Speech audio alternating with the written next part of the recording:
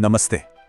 आज बात करते हैं नासिक में हुए एक वर्कप्लेस उत्पीड़न के मामले की। ये मामला हाल ही में काफी चर्चा में रहा और इसने कुछ बहुत बड़े और गंभीर सवाल खड़े कर दिए हैं। तो चलिए समझते हैं कि आखिर पूरा मामला है क्या और इसके जरिए क्या तर्क दिए जा रहे हैं। देखिए, इस विश्लेषण की शुरुआत ही इस चौंकाने वाले दावे से होती है। ये लाइन इस पूरे मामले को सिर्फ एक क्राइम की तरह नहीं देखती, बल्कि इसे एक बड़ी सामाजिक चूक का नतीजा बताती है। तो आइए इसी सिरे को पकड़कर आगे बढ़ते हैं और इस मामले की परतों को खोलते हैं। तो कहानी शुरू होती है नासिक के एक बहुत बड़ी टेक कंपनी से। यहाँ पर उत्पीड़न के कुछ इतने गंभीर आरोप सामने आए कि विवाद खड़ा हो गया और कंपनी को जांच शुरू करनी पड़ी।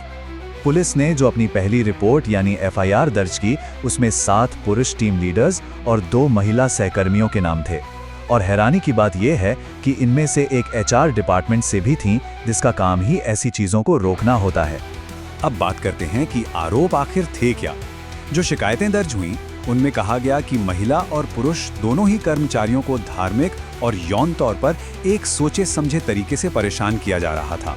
पुलिस शिकायतों के मुताबिक उत्पीड़न का एक बड़ा हिस्सा था हिंदू देवी देवताओं पर सीधी सीधी टिप्पणी करना, उनका अपमान करना, ताकि पीड़ितों की आस्था को चोट पहुंचाई जा सके। मामला सिर्फ धार्मिक तानेबाजी तक ही नहीं रुका। बात तब और ज्यादा गंभीर हो गई जब यौन उत्पीड़न के आरोप सामने आए। विश्लेषण ये बताता है कि एक महिला शिकायतकर्ता, जिनकी कोई संतान नहीं थी, उनके सामने एक ऐसा घिनौना प्रस्ताव रखा गया था। आरोप ये भी हैं कि पीड़ितों पर अपनी धार्मिक मान्यताओं को तोड़ने का दबाव बनाया गया। मतलब उन्हें वो काम करने के लिए मजबूर किया गया जो उनके धर्म के खिलाफ थे, जैसे नॉनवेज खाना या फिर दूसरों के धार्मिक रीति रिवाजों को अपनाना। अब जरा इस टाइमलाइन को देखिए। ये कहानी है उस अकेले पुरुष पीड़ित की जिसे ये सब कुछ कथित तौर पर 4 साल तक झेलना पड़ा। ये सिर्फ तारीखें नहीं हैं, ये दिखाती हैं कि कैसे कोई इंसान इतने लंबे समय तक चुपचाप सब कुछ सहता रहा, शायद इस उम्मीद में कि चीजें बदलेंगी, जब तक कि हिम्मत करके आवाज नहीं उठाई गई। लेकिन सवाल ये उठता है कि क्या यह सिर्फ एक कंपनी, एक शहर का मामला है, या फिर ये किसी बहुत बड़ी सोची समझी समस्या का एक छोटा सा हिस्सा है जो हमें दिखाई दे रहा है। यहाँ एक बहुत बड़ी तुलना की गई है। नासिक के इस कॉरपोरेट मामले को ब्रिटेन के बदनाम ग्रूमिंग गैंग्स से जोड़ा गया है। तर्क ये दिया जा रहा है कि दोनों में एक पैटर्न है, एक खास समुदाय को टारगेट करना और अधिकारियों का माहौल खराब ना हो ये सोचकर जल्दी एक्शन न लेना। और समस्या का एक और पहलू है पीड़ितों की आवाज को दबाना।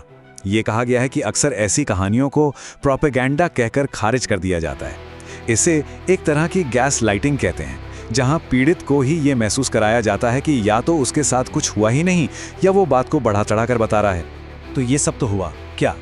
अब विश्लेषण इस सवाल की तरफ बढ़ता है कि क्यों, आखिर ऐसा होता क्यों है, इसके पीछे की वजह क्या है। चलिए इस सांस्कृतिक पड़ताल को समझते हैं। तो मूल सवाल यही है कि समाज में इस तरह के बर्ताव को आखिर बढ़ावा कैसे मिलता है। वो कौन सी वजह हैं जो ऐसी घटनाओं को जन्म देती हैं। ये विश्लेषण इसी की जड़ तक जाने की कोशिश करता है। तो जो मुख्य तर्क सामने रखा गया है वो ये है कि इस समस्या की जड़ कहीं बाहर नहीं, बल्कि खुद हिंदू समुदाय के भीतर की कुछ बातों में है। जैसे कि उदारता और खुले विचारों को अक्सर कमजोरी मान लिया जाता है।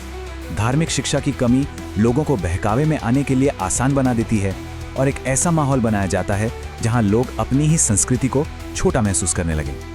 अच्छा, तो समस्या का विश्लेषण तो हो गया, लेकिन सिर्फ समस्या गिनाने से तो काम नहीं चलेगा।